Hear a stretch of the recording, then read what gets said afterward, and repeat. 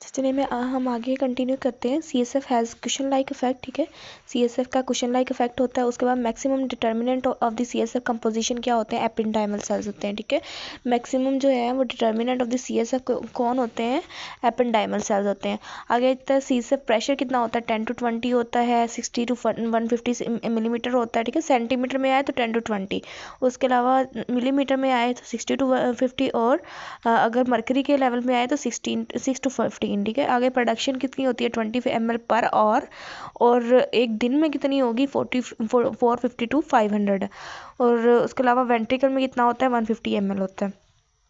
Letter ventricle, अब सबसे पहले जो है हमारे पास लेटर वेंट्रिकुलर होते हैं, ठीक है। लेटर वेंट्रिकल जो है उसके अंदर से फोरामेन ऑफ मोनरो से वो किस में जाता है, ठीक है। फोरामेन ऑफ मिनरो से वो थर्ड वेंट्रिकल के साथ जो है वो कनेक्ट होता है, ठीक है। फोरामेन मिनरो से थर्ड वेंट्रिकल से जो है वो हमारे पास सेरिब्रल एक्विडक्ट और सेरिब्रल एक्विडक्ट आती है, ठीक है। सेरिब्रल एक्विडक्ट से वो फोर्थ वेंट्रिकल, ठीक है। सेरिब्रल एक्विडक्ट, फिर फोर्थ वेंट्रिकल, फिर फोर्थ वेंट्रिकल से जो है वो क्या आता है हमारे पास? Foramen of Magendie and the foramen of Luschka, ठीक है। उसके बाद वो किसके अंदर चला जाता है हमारे पास? उसके अंदर सबरेक्नोइड स्पेस में, ठीक है। सबसे पहले लेटर वेंट्रिकुलर, फिर थर्ड वेंट्रिकुलर, फिर फोर्थ वेंट्रिकुलर, फिर आ जाता है सबरेक्नोइड स्पेस, ठीक है। थर्ड वेंट्रिकल से fourth ventricle, sorry lateral ventricle से third ventricle foramen of Monro, फिर सेरिब्रल एक्विडक्ट, फिर सॉरी सबसे पहले फोरामेन ऑफ मोनरो है, ठीक है। फिर सेरिब्रल एक्विडक्ट है, फिर foramen of Magendie and the लश्का आ जाते हैं, ठीक है। तो ये आपने जो है, अगर एक फोरामेन हमारे पास कोई क्लूड है, ठीक है, ऑब्स्ट्रक्शन है, लाइक फोरामेन ऑफ मिनरो की ऑब्स्ट्रक्शन है, तो किसकी डायलेटेशन होती है? किसकी डायलेटेशन होगी? जो उससे पहले वाला होगा, लेटरल वेंट्रिकल। अगर फोरामेन ऑफ सेरिब्रल एक्विडक्ट की ऑब्स्ट्रक्शन है, ठीक है, तो किसकी डायलेटेशन होगी? थर्ड वेंट्रिकल की डायलेटेशन होगी। और आगे फिर जो है वो फोर्थ वेंट्रिकल से सबरेक्नोइड स्पेस में foramen of Magendie and the foramen of Luschka लेके जाते हैं। आगे CSF made by choroid plexus ependymal cell से बनता होता है, ठीक है, in the fourth ventricle and lateral ventricle. उसके बाद CSF एब्जॉर्ब, ए से अरेक्नॉइड ग्रेनुलेशन, और डी से ड्रेन, डी से ड्यूरल वेनस साइनसिस। लेमिनाज अब याद करने हैं। लेमिनाज जो है ना, ये हमारे पास इंपॉर्टेंट है, ये आते हुए हैं MCQs में। 1 to 6 जो है, 1 to 6, ठीक है, 6 जो है वो पीछे होते हैं, ठीक है। 6 जो है ना वो पीछे, 6, ठीक है, पीछे 6, ठीक है। पोस्टीरियर कितने होंगे? 6। 1 to 6 कितने होते हैं? कहाँ होते हैं? पीछे होते हैं। आगे 8 to 9, 8 to 9 कहाँ होंगे? 8 to 9 वेंट्रल आगे, ठीक है। 8 to 9 जो है 8 9 जो है वो आगे होंगे। फिर आ जाता है 7 to 10, ठीक है। 7 and 10 वो इंटरमीडिएट दरमियान में होते हैं। 7 to 10 जो है वो दरमियान में होंगे। उसके बाद आता है हमारे पास, सॉरी 7 and 10 इंटरमीडिएट होंगे। उसके बाद लेमिना वन जो है वो हाई थ्रेशोल्ड मैकेनोरेसेप्टर, नोशियस स्टिमुलस और ए डेल्टा पेन लेके जाता है, ठीक है। और लेमिना 2 से है वो सी फाइबर्स एंड सबस्टेंशिया ग्लैटिनोजा लेके जाता है, ठीक है। ग्लैटिनोजा के अंदर होता है। लेमिना 3 और 4 जो है उसके अंदर क्या होता है? लो थ्रेशोल्ड मैकेनोरेसेप्टर होते हैं। अब हाई किसके अंदर थे? 1 के अंदर। लो किसके अंदर है? 3 4 के अंदर, ठीक है। और उसके बाद जो है सी फाइबर और पेन के और सबस्टेंशिया ग्लैटिनोजा किसके अंदर है? लेमिना 2 के अंदर। लेमिना 6 आ गया। 6 जो 6 है जो वो क्या है हमारे पास? डीपेस्ट लेयर है, ठीक है। डीपेस्ट लेयर है, और डीपेस्ट लेयर में होता है, और जॉइंट स्किन सिग्नल जो है वो लेके जाता है। उसके बाद लेमिना 7 है, लार्जेस्ट एरिया, ठीक है। 7 जो है वो largest area dorsal nucleus of the Clarke में, ठीक है। और 10 जो है वो हमारे पास सेंटर कैनाल, ठीक है, सेंटर कैनाल। ये किसके लेमिना? ये सारे स्पाइनल कॉर्ड के, स्पाइनल कॉर्ड होता है ना, उसके अंदर ये होन्स होते हैं, और इसके लेमिनाज में इन्होंने डिवाइड किया हुआ है, ठीक है। तो वो लेमिना 1, लेमिना 2, लेमिना 3, लेमिना 4, ये लेमिना 1 जो है वो हाई थ्रेशोल्ड होगा, पेन वाले सारे लेके जाएगा। 2 जो है वो सी फाइबर्स, वो स्लो पेन और सबस्टेंशिया ग्लैटिनोजा। 3 और 4 लो थ्रेशोल्ड। 6 जो है वो डीपेस्ट लेयर जॉइंट और स्किन सिग्नल। 7 जो है वो largest area dorsal nucleus of the Clarke and the 10 जो है वो सेंट्रल कैनाल में। आगे आ जाता है हमारे पास मिडल्ला। मिडल्ला में अपर मिडल्ला है, लोअर मिडल्ला है, मिडल मिडल्ला है। अपर मिडल्ला जो है, अपर मिडल्ला में क्या होगा हमारे पास? Vestibular cochlear, inferior olivary nucleus और स्पाइनल ट्राइजेमिनल, ठीक है। ये सारे जो है ना न्यूक्लियाई इसके अंदर पड़े होते हैं। अपर मिडल्ला में वेस्टिबुलो कॉक्लियर होगा, ठीक है, वेस्टिबुलो कॉक्लियर होगा। उसके बाद 8th वाला, ठीक है, 8th नर्व। इंफीरियर ओलिवरी होगा। उसके अलावा स्पाइनल ट्राइजेमिनल। ये इंफीरियर ओलिवरी का अभी हम MCQs पीछे पढ़ के आए हैं कि climbing Purkinje fibre originate from वो inferior olivary nucleus from the upper medulla से ओरिजिनेट होते हैं। आगे देता है हमारे पास मिडल मिडल्ला। मिडल मिडल्ला में क्या पड़ा होता है, न्यूक्लियस एम्बिगस। एम्बिगस की नर्व्स कौन सी हैं, 9, 10 और 11 वाली, ठीक है। तो ये सारी जो है वो न्यूक्लियस एम्बिगस की नर्व्स हैं, जिसके अंदर वेगस नर्व भी आती है, 9 भी आती है, 10, 11, ठीक है। और इसके अंदर जो है वो हाइपोग्लोसल न्यूक्लियस भी होगा, हाइपोग्लोसल न्यूक्लियस भी होगा, और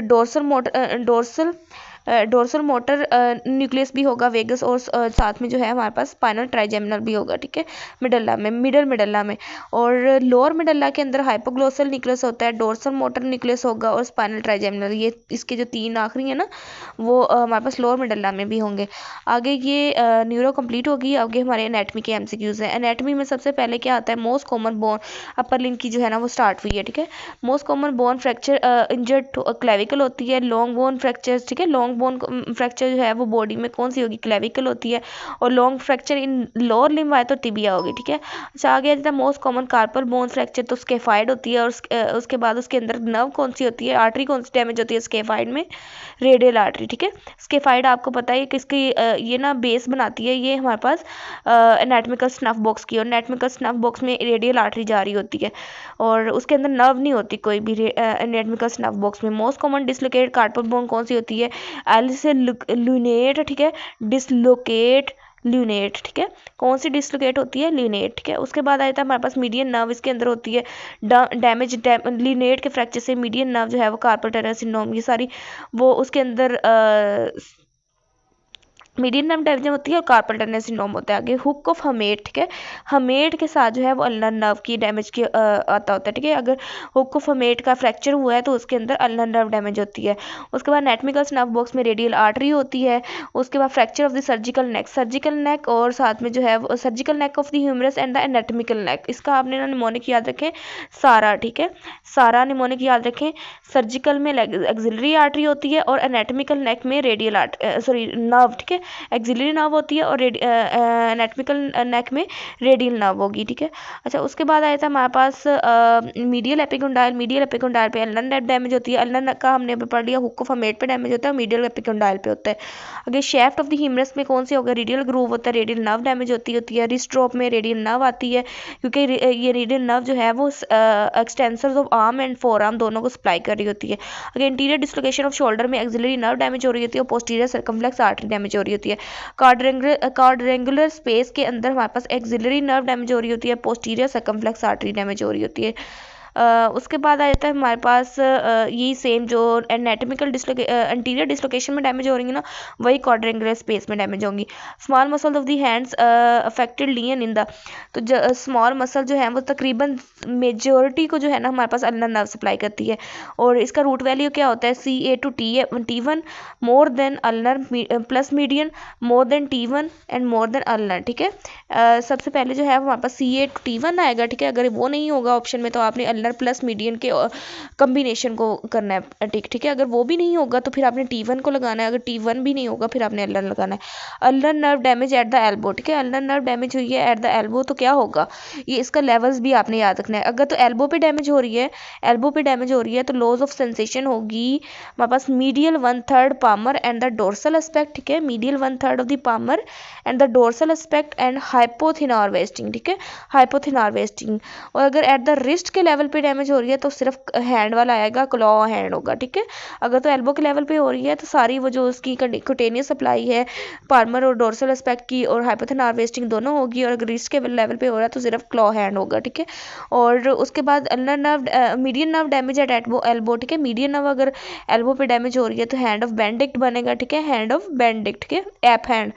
अच्छा, उसके बाद अगर मीडियन नर्व डैमेज हो रही है रिस्ट के लेवल पे तो क्या होगा, कार्पल टनल सिंड्रोम होगा, जिसके अंदर thenar sensation lost is more than wasting, ठीक है, thenar sensation lost is more than wasting, ठीक है, क्योंकि मीडियन नर्व ने क्यूटेनियस सप्लाई भी देनी होती है लेटर वाली साइड पे, थिनार वाली साइड पे, तो sensation lost is more than wasting. In the median nerve damage opposition and abduction is not possible, ठीक है, ओपोनेंट पॉलिसिस और एब्डक्टर पॉलिसिस ब्रेविस, ये सारे इसको सप्लाई करी होती है मीडियन नर्व थिनार मसल्स को। आगे abduction of arm up to 15 degree supraspinatus, जिसको सप्लाई करती है सुप्रास्कैपुलर नर्व, 90 डिग्री तक डेल्टॉइड करता है, जिसको सप्लाई करती है एक्सिलरी नर्व। आगे आ जाते हैं एबडक्शन ऑफ आर्म अबव 90, तो उसके अंदर ट्रेपीजियस आता है और सेरेटस इंटीरियर आता है। ट्रेपीजियस को कौन सप्लाई करती है? स्पाइनल एक्सेसरी नर्व, और सेरेटस इंटीरियर को long thoracic nerve. Scratching back, scratching of the back कौन सप्लाई करता है? लेटिसमस डोर्साई होता है स्क्रैचिंग ऑफ द बैक में, और इसको सप्लाई करती है डोर्सल थोरेसिक नर्व, ठीक है। और latissimus डोर्साई can't scratch back, can't crawl, can't swim, तो इसके अंदर लेटिसमस डोर्साई डैमेज होता है।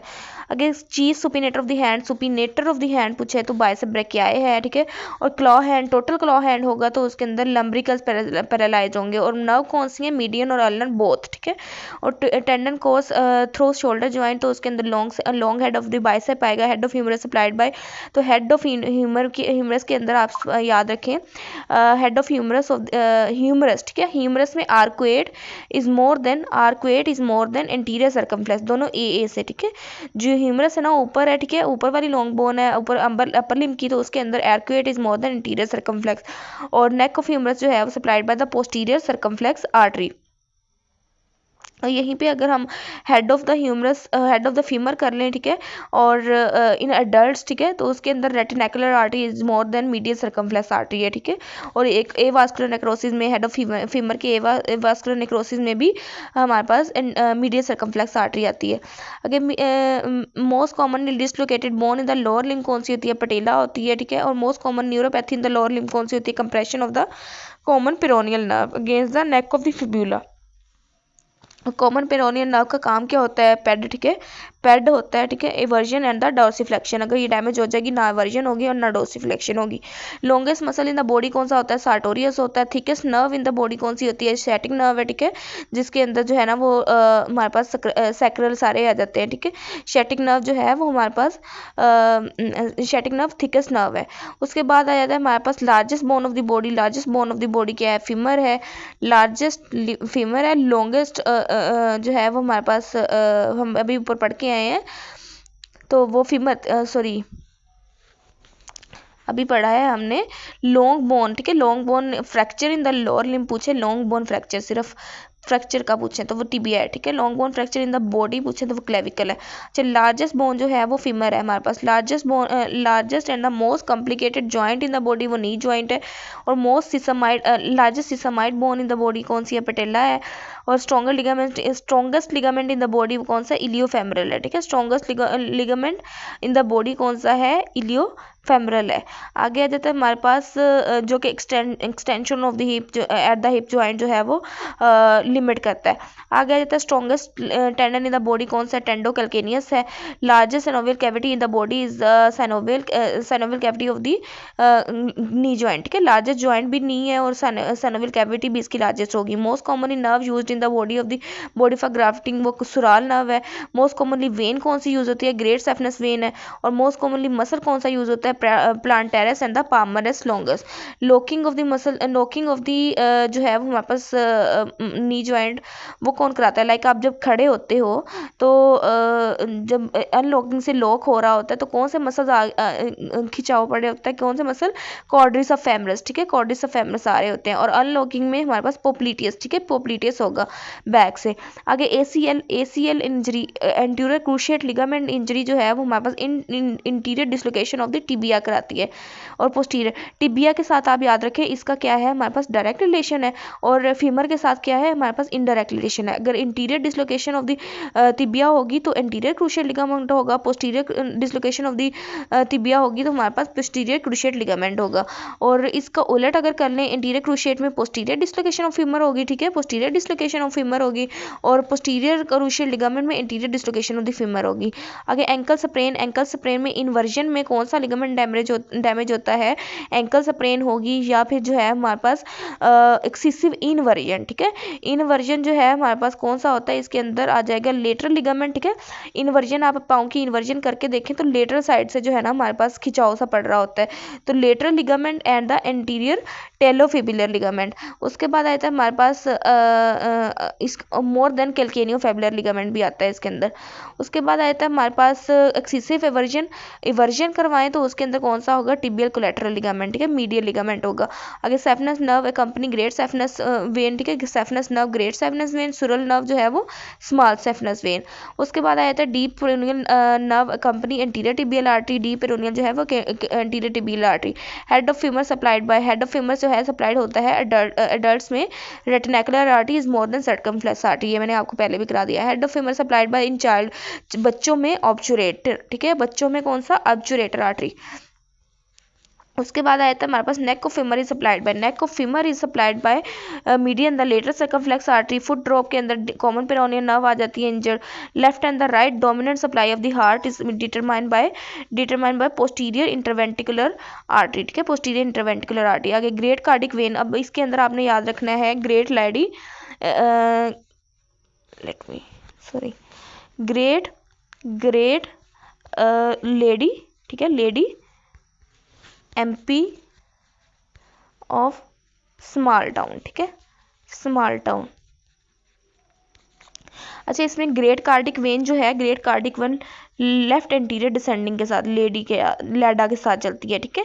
ग्रेट जो है हमारे पास great cardiac vein left anterior descending के साथ चलेगी। Middle cardiac vein posterior interventricular artery के साथ चलेगी।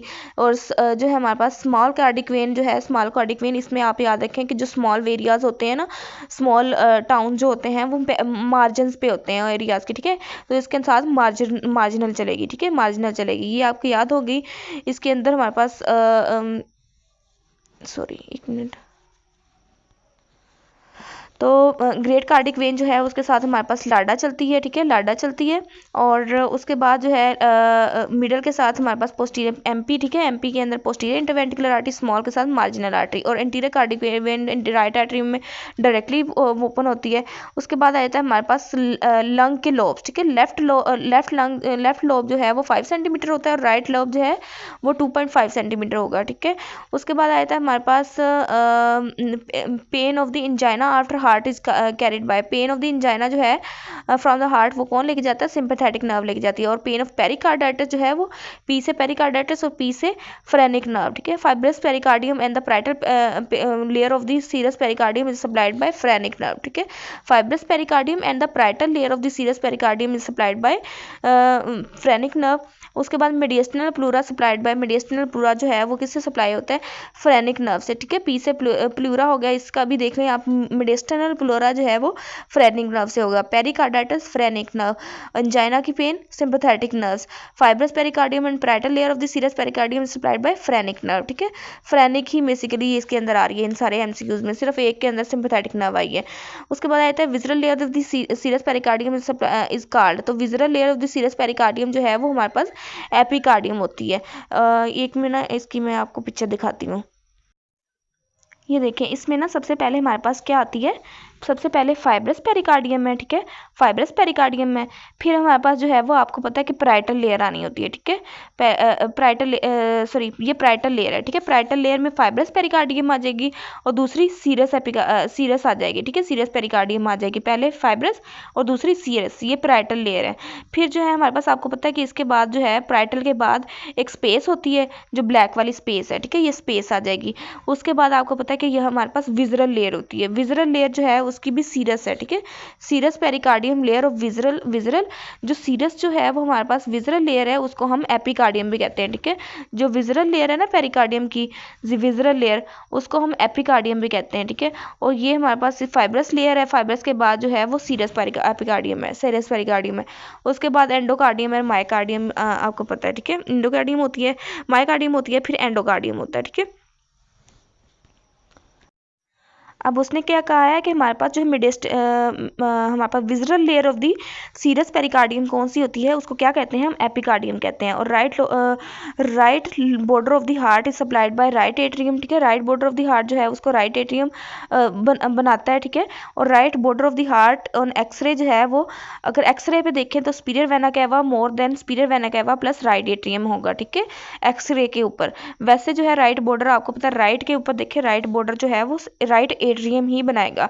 उसके बाद बेस ऑफ द हार्ट कौन बनाता है, base of the heart left atrium बनाएगा, और left border of the heart, left border of the heart, अब राइट तो है, राइट तो राइट एट्रियम ने बना दिया, लेफ्ट बॉर्डर लेफ्ट वेंट्रिकल बनाएगा, ठीक है, लेफ्ट बॉर्डर जो है लेफ्ट वेंट्रिकल बनाएगा, लेफ्ट एट्रियम जो है उसने तो बेस ऑफ द हार्ट बना दी, ठीक है, लेफ्ट वेंट्रिकल से क्या बनेगा, left border of the heart बनेगी। उसके अलावा इंटीरियर सरफेस जो है, इंटीरियर सरफेस राइट वेंट्रिकल बना रहा होता है, या जिसको स्टेनोकोस्टल सरफेस भी कहते हैं। इंफीरियर डायफ्रैग्मेटिक सरफेस जो है उसको कौन बना रहा होता है, लेफ्ट वेंट्रिकल, ठीक है, लेफ्ट वेंट्रिकल ने अब क्या बनाया, लेफ्ट बॉर्डर बनाया और इंफीरियर डायफ्रैग्मेटिक सरफेस बनाई, ठीक है। और उसके बाद इस तरह पड़ा होता है ना, लाइक एक मिनट ठहरे, हमारे पास हार्ट जो है वो इस तरह पड़ा होगा, ठीक है, इस तरह। अब जो राइट एट्रियम है ना उसने क्या बना दिया, राइट बॉर्डर बना दिया, ठीक है। लेफ्ट बॉर्डर किसने बनाया, जो पीछे जो है हमारे पास ये राइट एट्रियम आ गया, ठीक है, इस तरह। और पीछे जो है वो थोड़ा सा लेफ्ट एट्रियम पड़ा हुआ जिसने बेस बनानी है, ठीक है, बेस किसने बनानी है, लेफ्ट एट्रियम ने, और राइट एट्रियम ने क्या बनाना है, राइट बॉर्डर बनाना है, ठीक है, राइट बॉर्डर। और उसके पास पीछे क्या बच गया, राइट वेंट्रिकल और लेफ्ट वेंट्रिकल, ठीक है। अब राइट वेंट्रिकल ने क्या बनाना है, राइट वेंट्रिकल ने इंटीरियर सरफेस, ठीक है, इंटीरियरली क्या पड़ा होगा, राइट वेंट्रिकल पड़ा होगा, इंटीरियरली, इंटीरियर सरफेस पे राइट वेंट्रिकल। और जब लेफ्ट वेंट्रिकल रह गया, अब लेफ्ट वेंट्रिकल ने कौन सी बनानी है, एक तो उसने बनानी है हमारे पास इंफीरियर डायफ्रैग्मेटिक सरफेस, और दूसरा जो है वो हमारे पास लेफ्ट बॉर्डर ऑफ, ठीक है, लेफ्ट बॉर्डर और डायफ्रैग्मेटिक सरफेस, ठीक है, सरफेस और बॉर्डर, एक सरफेस और एक बॉर्डर बनाएगा लेफ्ट वेंट्रिकल। अच्छा, उसके बाद आ जाता है हमारे पास epicardium. Epicardium is supplied by coronary artery, ठीक है। एपिकार्डियम जो है विजरल लेयर सीरस जो है वो हमारे पास सीरस पेरिकार्डियम की विजरल लेयर जो है उसको कौन सप्लाई करता है, कोरोनरी आर्टरी से सप्लाई करेंगे क्योंकि विजरा के साथ पड़ी हुई है। और पेरिकार्डियम, वैसे पेरिकार्डियम जो है वो सप्लाइड बाय पेरिकार्डियोफ्रेनिक आर्टरी, ठीक है, पेरिकार्डियोफ्रेनिक आर्टरी। आगे आ जाता है हमारे पास anterior 2/3 of the interventricular septum को लाडा सप्लाई करती है, और पोस्टीरियर 1/3 ऑफ द को हम करेगी हमारे पास राइट कोरोनरी आर्टरी की जो है वो हमारे पास पोस्टीरियर डिसेंडिंग आर्टरी। उसके बाद लेफ्ट सर्कमफ्लेक्स आर्टरी जो है वो सप्लाई करती है left and the right ventricle को।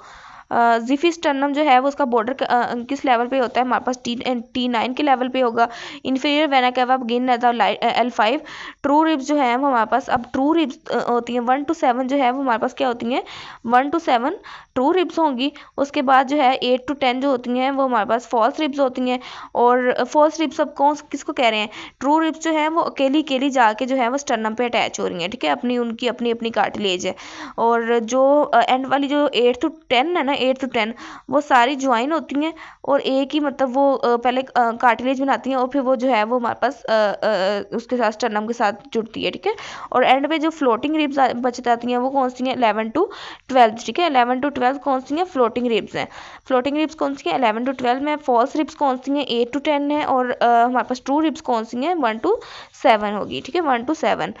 अच्छा, उसके बाद आ जाता है हमारे पास अपर इसोफेगस जो है उसको इंफीरियर थायराइड आर्टरी सप्लाई करेगी, मिडल को डिसेंडिंग थ्रेसिक एयोर्टा, और लोअर को हमारे पास लेफ्ट गैस्ट्रिक आर्टरी। ऊपर से वो थायराइड से ले लेगी और नीचे से वो हमारे पास गैस्ट्रिक से ले लेगी सप्लाई, और मिडल से वो क्या लेगी, डिसेंडिंग थ्रेसिक एयोर्टा से।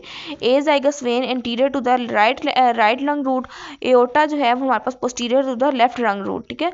अच्छा, इसके अंदर ना हम याद कर लेते हैं कि जो लेफ्ट ये राइट है, ठीक है, और ये लेफ्ट है, इन दोनों के आगे कौन सी होगी, आगे आपने याद रखना है कॉमन जो है आगे कौन सी होगी, आगे है फरारी, ठीक है, फरारी जो होती है वो आगे होती है, फ्रेनिक नर्व आगे होगी और बोथ लंग्स के, ठीक है, both roots of the lung.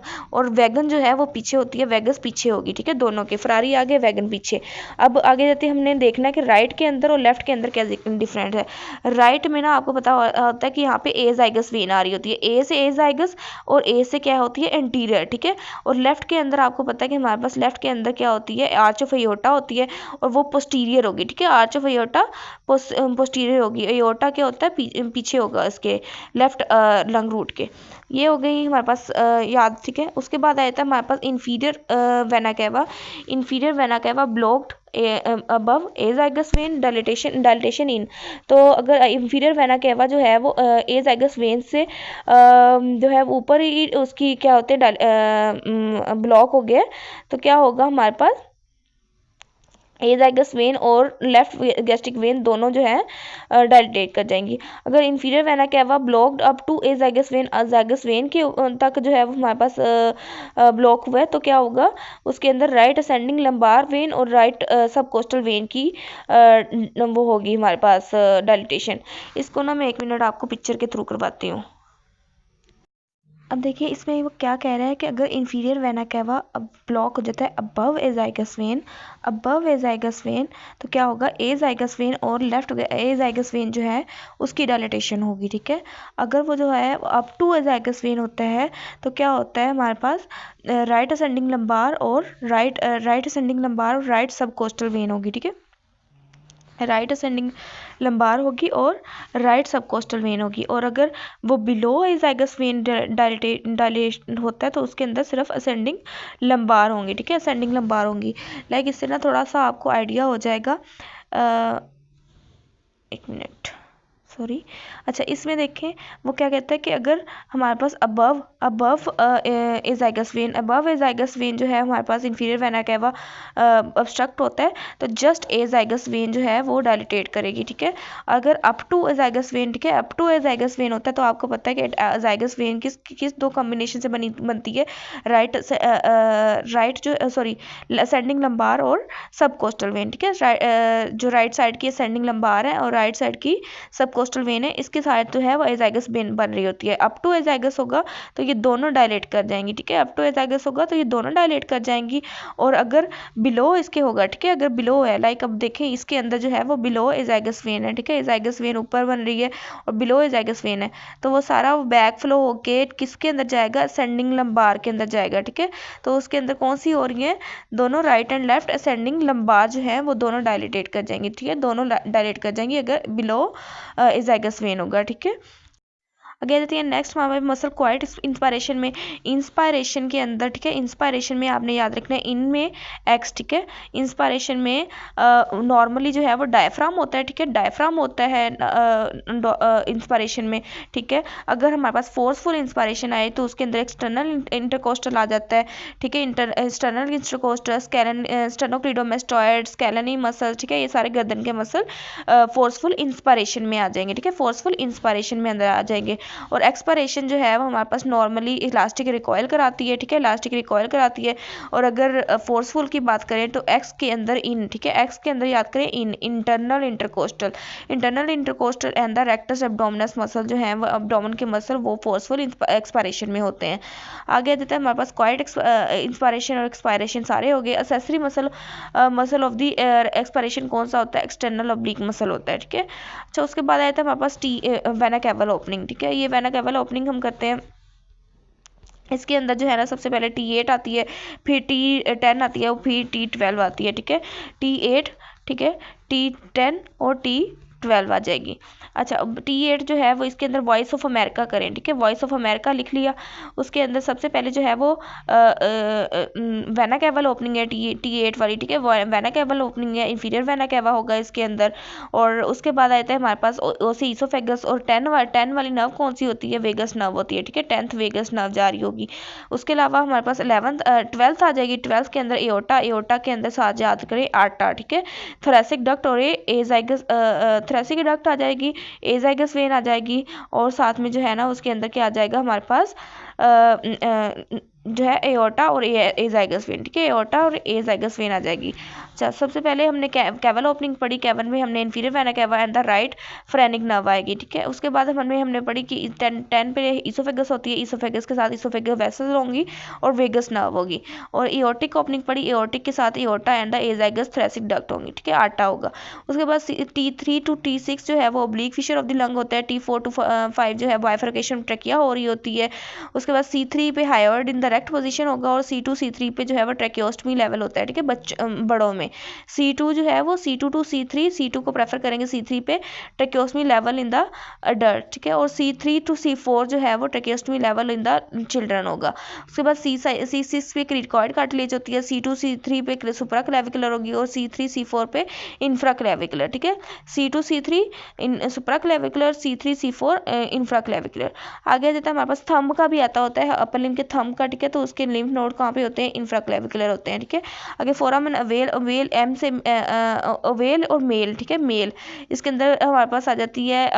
Avail के अंदर एक तो मिडल मेनिंजियल आर्टरी, ठीक है, सॉरी उसकी branch mandibular branch of the trigeminal nerve, ठीक है, और ए से एक्सेसरी नर्व आ जाती है, और एल से लेटर लेसर पेट्रोजल आ जाएगी, ठीक है। और फोरामेन स्पाइनोजम जो है, स्पाइनोजम में हमें मिडल मेनिंजियल आर्टरी मिलती है। स्पीरियर ऑर्बिटल फिशर के अंदर, स्पीरियर ऑर्बिटल फिशर के अंदर हमें ऑप्थेल्मिक नर्व जो है वो पास मिलेगी, ठीक है, ऑप्थेल्मिक नर्व मिलेगी।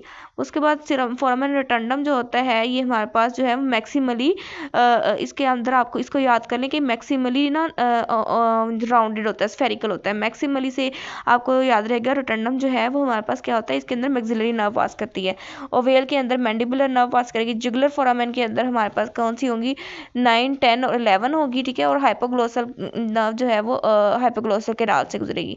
फोरामेन मैग्नम से brain stem and the spinal part of the cranial nerve 11 गुजरेगी। आगे ईसोफेगस पास थ्रू, ईसोफेगस जो है वो left crust of the diaphragm से गुजरता है, और medial arcuate ligament form bye, medial arcuate ligament जो है वो सोस से बनता है, ठीक है, सोस से बनेगा मीडियल आर्कुएट लिगामेंट, ठीक है।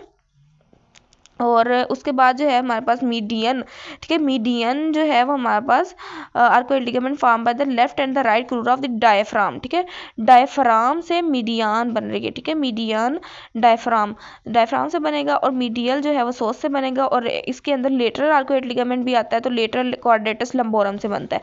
T12 जो है उसके लेवल पे सीलिक ट्रंक होती है।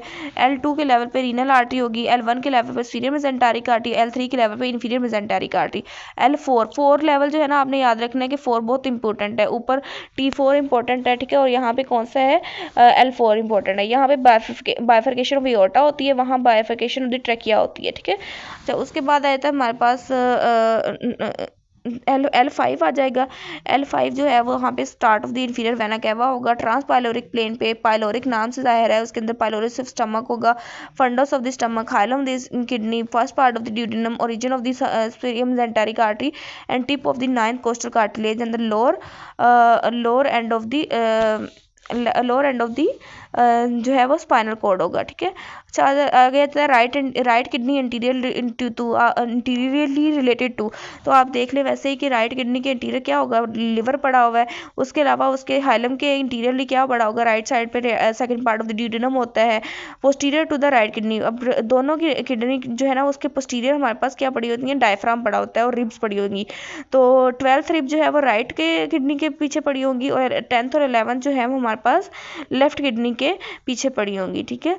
और उसके बाद जो है हमारे पास anterior to the left kidney, अब लेफ्ट किडनी के पीछे आगे क्या पड़ा हुआ है, आपको पता है स्टमक पड़ा हुआ है, उधर पेंक्रियाज पड़ा हुआ है, वो उसके आगे होंगे, ठीक है।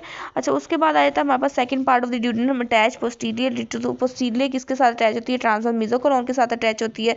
Right accessory hepatic artery branch किसकी होती है, स्फीरियम मेसेंटेरिक आर्टरी की ब्रांच है। आगे आ जाती हैं हमारे पास ब्रांचेस कुछ, सुपीरियर एपिगैस्ट्रिक और inferior epigastric and superficial epigastric, ठीक है। जो सुपीरियर एपिगैस्ट्रिक है ना वो इंटरनल थोरेसिक वाली जो है ना, थोरक्स वाला रीजन ऊपर है ना, तो उससे आ रही है। फिर इंफीरियर एपिगैस्ट्रिक वो एक्सटर्नल आइलिक से आ रही है, और सुपरफिशियल एपिगैस्ट्रिक जो है वो हमारे पास कहाँ से आएगी, फेमरल आर्टरी से आएगी। सुपीरियर रेक्टल ब्रांच, अब रेक्टल वाली, ठीक है। अब सुपीरियर रेक्टल ऊपर से जो आपको पता है कि इंफीरियर मेसेंटेरिक आर्टरी जो है रेक्टम को ऊपर वाला पार्ट को इंफीरियर मेसेंटेरिक आर्टरी सप्लाई करी होती है, उसकी कौन सी ब्रांच, सुपीरियर रेक्टल ब्रांच। फिर नीचे उससे जो है हमारे पास कौन सी आ जाती है, इंटरनल आइलिक आ जाती है, ठीक है। मिडिल पार्ट को कौन सी करेगी, इंटरनल आइलिक करेगी। और उसके बाद जो है हमारे पास जो इंफीरियर रेक्टल है ना वो भी इंटरनल पेडेंटल आर्टरी से ही आ रही होगी, इंटरनल आइलिक से ही आ रही होती है, इंटरनल पेडेंटल आर्टरी इसकी ब्रांच, ठीक है। उसके बाद आता है bulbo urethral gland, deep pouch में पड़े होते हैं। ग्रेट वेस्टिबुलर ग्लैंड जो है वो सुपरफिशियल पाउच में पड़े होंगे। Difficulty in standing from the sitting position, उसके अंदर हमारे पास ग्लूटियस मैक्सिमस और डैमेज होता है, इंफीरियर ग्लूटियल नर्व डैमेज होगी। शफलिंग गेट के अंदर ग्लूटियस मीडियमस और द मिनिमस डैमेज होंगे, उसके अंदर कौन सा है, सुपीरियर ग्लूटियल नर्व डैमेज होती है, ठीक है, जिसके अंदर जो अपोजिट साइड की वो है ना सिंक डाउन कर जाती है। Sink down, right pelvis sink down करेगी तो लेफ्ट ग्लूटियस मैक्सिमस और मीडियस डैमेज होंगे, ठीक है। आगे injection given in the superior lateral compartment to avoid damage to the sciatic nerve, ठीक है। तो शेटिक नर्व के डैमेज से बचाते होते हैं। आगे मीडियो लेटरल एपिजोटमी में bulbospongiosus is more than superficial transverse perineal muscle damage होंगे। और मीडियो लेटरल एपिजोटमी के अंदर स्ट्रक्चर डैमेज होता है एलिवेटर एंड आई। मीडियन एपिजोटमी के अंदर डैमेज क्या होगा, एक्सटर्नल एनल स्फिंक्टर, ठीक है। अब के अंदर मीडियो लेटरल एपिजोटमी में रिस्क किसका होता है, एलिवेटर एंड आई को होता है। और मीडियन एपिजोटमी में डैमेज कौन सा होता है, एक्सटर्नल एनल स्फिंक्टर डैमेज होगा, ठीक है। और मीडियो लेटरल एपिजोटमी में क्या डैमेज होता है, bulbospongiosus more than superficial transverse perineal muscle. और ड्यूरिंग एपिसोड में perineal body damage and the muscle injure कौन सा, levator ani. Major support of the uterus जो है वो कार्डिनल लिगामेंट है ट्रांसवर्स। और डायनामिक जो है वो पेल्विक डायफ्राम देता है, ठीक है। पेल्विक डायफ्राम डायनामिक सपोर्ट देता है।